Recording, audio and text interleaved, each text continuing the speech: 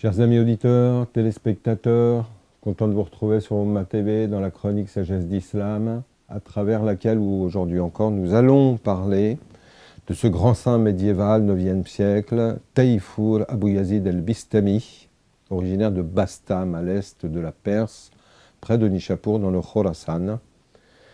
Une sagesse traduite par Abdelwahab Meddeb dans son livre L'édit de Bistami, dans laquelle il dit « Rien de surprenant à ce que je t'aime, moi pauvre serviteur, mais il est étonnant que tu m'aimes, toi, le souverain tout-puissant. » Et ce ba'da bismillah ar-Rahman ar-Rahim, wassalatu wassalam, ala al-Mustafa al-Mukhtar, Sayyidina Muhammad sallallahu alayhi wa sallam.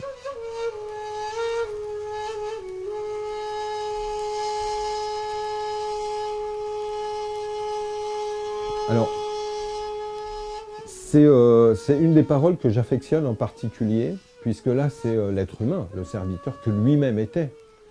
Quand, dans un cheminement et une quête spirituelle, on prend conscience de la grandeur divine, il y a de très nombreuses choses qui se passent dans notre vie, nos vies changent, et on a des prises de conscience successives.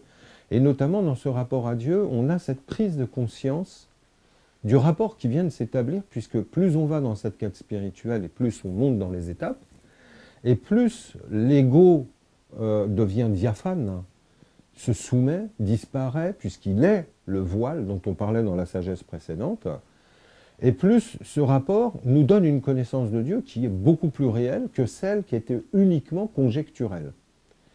Or là, en l'occurrence, il y a cette prise de conscience dans cette sagesse, puisqu'il lui dit finalement, rien de surprenant à ce que je t'aime, moi, pauvre serviteur, dans le besoin, être faible, puisqu'Allah dans le Coran dit « Inna khalaqna al-insana da'if », l'être humain a été créé faible. Or, ne jamais oublier que la faiblesse est notre nature foncière et que même initiés, nous restons faibles. Mais moi, faible, avec toute la dépendance que je peux avoir de toi, alors que toi, Seigneur, tu n'as aucune dépendance à mon égard. Moi, je t'aime. En soi, c'est normal, parce que quelque part, je peux t'aimer aussi par besoin. Mais il dit que ce qui est le plus surprenant, c'est que toi, Seigneur, tu aimes, alors que tu es le souverain suprême, le tout-puissant, tu es indépendant, tu n'as besoin de rien ni de personne.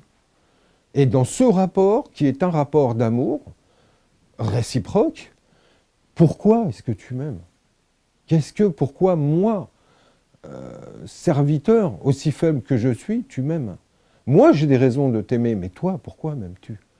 Et c'est là qu'on voit la grandeur et la manifestation de la majesté divine, de cette miséricorde sans fin. C'est-à-dire qu'il aime sans raison. Il aime sans pourquoi.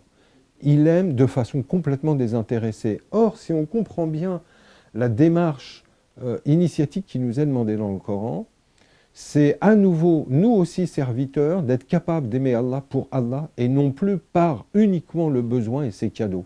Les cadeaux, de toute façon, quand on l'aime pour sa face, les cadeaux, le paradis et tout ce qui va avec, ils sont acquis, ils sont acquis.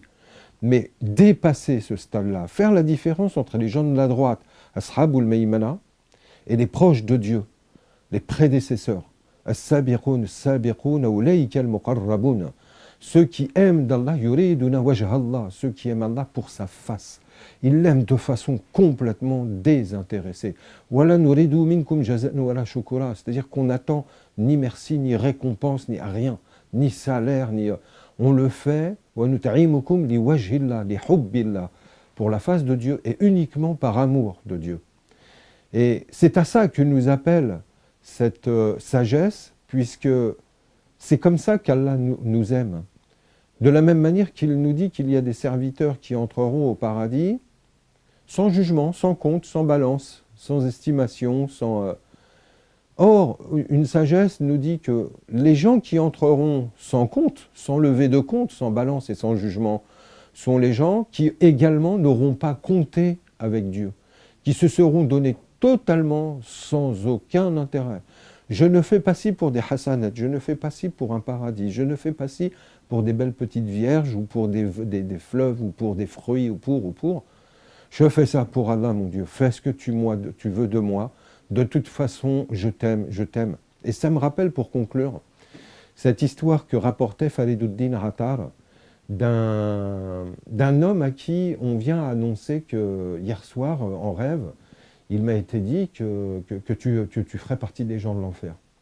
Et l'homme, éperdument amoureux du divin, de Dieu, lui répond, est-ce que Dieu est partout? Car dans le Coran, il dit, Inna Allah ma'akum aynama kuntum. Dieu est partout avec vous, où que vous soyez, il est avec vous.